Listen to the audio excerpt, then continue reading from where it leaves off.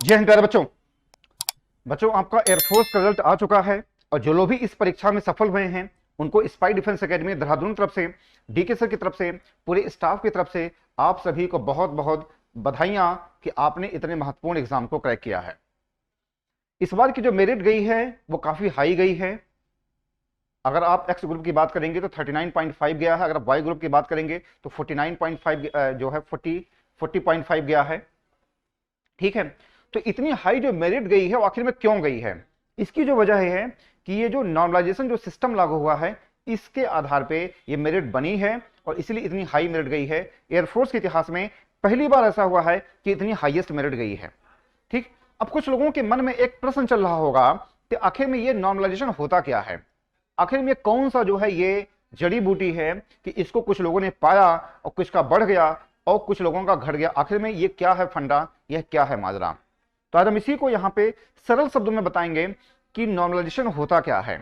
ठीक, हालांकि इसका जो कैलकुलेशन है वह यूपीएस जो है, जो आपका जो उसमें आए थे जो वैकेंसी जो है, ठीक है, सीएसबी द्वारा जो है वो काफी वो लेंदी था। लेकिन अगर हम इसको सरल शब्दों में आपको समझाने की कोशिश करें तो देखेंगे होता क्या है। नॉर्मलाइजेशन होता है बेटा ये कि अगर हार्ड क्वेश्चन को अगर आप अटेम्प्ट करते हैं और आपके सही होते हैं तो आपको ज्यादा तवज्जो दिया जाएगा, आपको ज्यादा वरीयता दिया जाएगा। फिर समझिए, अगर हम इसको एक लाइन में अगर आपको समझाना चाहें, अगर आप हार्ड क्वेश्चन को सही कर रहे हैं, हार्ड क्वेश्चन को आप तवज्जो दे रहे हैं तो आपके चांसेस ज्यादा हैं नंबर पाने के with respect to easy question. ठीक है, जैसे हम इसको एक एग्जांपल के द्वारा आपको समझाने की कोशिश कर रहे हैं। जैसे बेटा यहां पे देखेंगे, हमने आपको यहां पे 3 कैटेगरी बताई है। आप देखेंगे हमने यहां पे आपको 3 कैटेगरी बताई है। क्योंकि मैथ्स पढ़ाता हूं इसलिए मैंने मैथ्स का सेगमेंट रखा है। मान लिए हार्ड क्वेश्चन है, हार्ड वाला शिफ्ट वाला पेपर है आपका, कोई 25, 24, 23, 22, 21 इस तरीके से मैंने यहाँ पे जो है कोई स्टूडेंट है इस तरीके से नंबर पाया है। ठीक है, ये 5 लड़कों के जो मार्क्स दिए गए हैं हार्ड शिफ्ट वाले के। एक मीडियम टाइप के जो क्वेश्चन थे, जो ज्यादा ना हार्ड थे, जो ना ज्यादा इजी थे। अगर हम उनके मार्क्स की बात करें तो हमने यहाँ पे 5 जो है 16, 17, 18, 19, 20 हमने यहाँ पे 5 कैटेगरी रख लिए हैं। अगर हम इजी क्वेश्चन की बात करें बेटा यहाँ पे तो 11, 12, 13, 14, 15 इस तरीके से हमने ले लिया है। ठीक है, इस तरीके से हमने ले लिया है।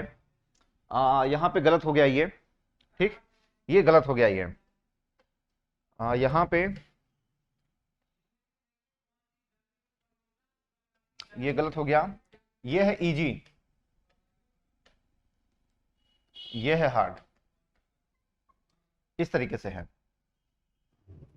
ठीक है, इस तरीके से है। ये जो इजी वाला है, जैसे मान लीजिए यहाँ पे आपको अधिक नंबर मिल गए हैं। ये मीडियम वाला है, ये हार्ड वाले के नंबर मिल गए हैं 11, 12, 13, 14, 15 इस तरीके से आपको मिल गए हैं। अब होता क्या है इसमें आप समझेंगे बहुत गौर से। अगर हम इनके एवरेज मार्क्स की बात करें, बेटा एवरेज मार्क्स इनका यही होगा, इनका जो एवरेज मार्क्स होगा यही होगा। ठीक है, ये इनका एवरेज मार्क्स होगा। अब आप देखेंगे कितने का डिफरेंस हो रहा है, यहाँ पे 5 का डिफरेंस हो रहा है और फिर यहाँ पे 5 का डिफरेंस हो रहा है ये। ठीक है, अब अगर हम बात करें इजी वाला, मान लिया 23 नंबर पा गया और अगर हार्ड वाला है अगर वो 13 नंबर पा रहा है तो ये दोनों बराबर हो सकते हैं। ये दोनों बराबर हो सकते हैं। क्यों? क्योंकि नॉर्मलाइजेशन जो सिस्टम ये कहता है कि अगर आप हार्ड क्वेश्चन को अटेम्प्ट कर रहे हैं और अगर आपके सही हो रहे हैं, अगर आप हार्ड क्वेश्चन को अटेम्प्ट कर रहे हैं और अगर आपके सही हो रहे हैं तो आपके नंबर को बढ़ा दिया जाता है। यानी आपका नंबर उछल करके 23 हो सकता है और इसका नंबर क्या है, ये घट सकता है। ये यही होता है नॉर्मलाइजेशन सिस्टम। इस बार बहुत लोगों के जो रिजल्ट में यही हुआ है कि लोगों के बढ़े हैं और कुछ लोगों के घटे हैं। तो जिनका बढ़ा है वो अंदर हो गए, जिनका घटा है वो बाहर हो गई है। ठीक है, आप समझ गए कि अगर आप हार्ड क्वेश्चन को अटेम्प्ट कर रहे हैं और अगर सही हो रहे हैं तो आपको ज्यादा प्रेफरेंस दिया जाएगा, आपको ज्यादा तवज्जो दिया जाएगा।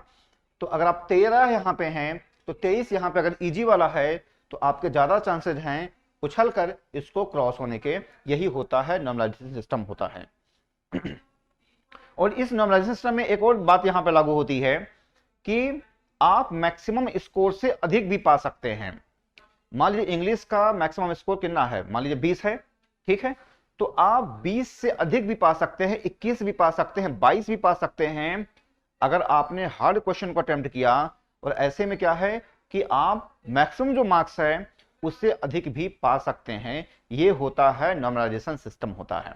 यानी जिसके कम होते हैं उसको बढ़ा दिए जाते हैं, जिसके अधिक होते हैं उसको घटा दिए जाते हैं। यानी ये जो एक होती है, जो पहले जो दिक्कत होती थी कि ये एक जो है एक असंतुलन बना रहता था कि इजी वालों के ज्यादा नंबर होते थे और कठिन वालों के कम नंबर होते थे, तो वह क्या होता था, जो कठिन वाला पेपर होता था वह रिजल्ट से असंतुष्ट होता था और बहुत सारी उसमें दिक्कतें होती थी।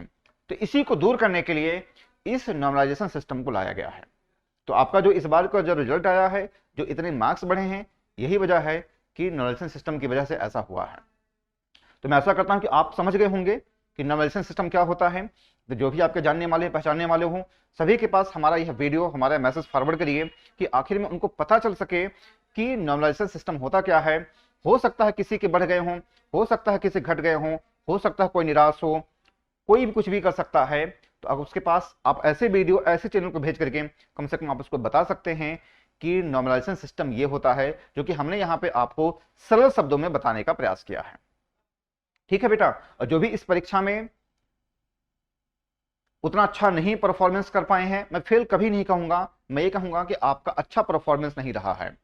जो लोग इस परीक्षा में अच्छा परफॉर्मेंस नहीं जिनका रहा है, वह अपने अगले एग्जाम की तैयारी करें, अगले लेवल की तैयारी करें, अन्य एग्जाम की तैयारी करें, और आप सोचें कि आखिर में आपने गलतियां कहां पे किया है। दिक्कत क्या है कि लोग एग्जाम देते रहते हैं लेकिन अपनी गलतियों पे काम नहीं करते हैं। बेटा, जब तक आप अपनी गलतियों पे काम नहीं करेंगे तब तक आप एग्जाम को नहीं फोड़ पाएंगे। इसलिए आप बैठ करके आप शौक ना बनाइए, आप प्लानिंग बनाइए कि आप अपने जो नेक्स्ट एग्जाम है उसको आप कैसे क्वालिफाई कर सकते हैं, आखिर में कौन सी रणनीति अपनाएं, क्या करें कि आप उस एग्जाम को क्वालिफाई कर जाएं। देखो, पढ़ने में अपने हर वीडियो में कहता हूं कि पढ़ने से अधिक सोचा जाता है कि एग्जाम कैसे क्वालिफाई किया जाता है। जिस दिन आप सोच ले गए और जिस दिन आप कर ले गए, उस समय आपको एग्जाम में सफल होने से कोई रोक नहीं पाएगा। तो ठीक है बेटा, तो मिलते हैं नेक्स्ट वीडियो में, जो है आज बस यहीं तक, मिलते हैं नेक्स्ट वीडियो में। ठीक है बेटा, तो आज बस यहीं तक। थैंक यू, जय हिंद, जय भारत, वंदे मातरम।